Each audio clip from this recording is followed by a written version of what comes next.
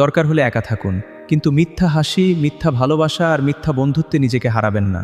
পরিবর্তনকে ভয় পাবেন না। আজ কিছু হারালেও সামনে আরও ভালো কিছু অপেক্ষা করছে। তর্কের চেয়ে নীরবতা ভালো, প্রতিশোধের চেয়ে নিজের পথ বদলে ফেলা আরও ভালো। স্বার্থপর মানুষের ভিড়ে না থেকে একলা চলাই সবচেয়ে বড় সম্মান। কথায় আছে না, যদি তোর ডাক শুনে কেউ না আসে তবে একলা চলো রে। জীবনের শেষ মার্কেট কত টাকার জানেন?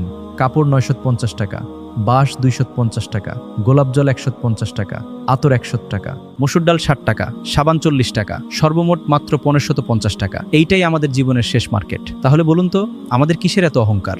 আপনি কি আপনার বাবা মাকে সম্মান করেন?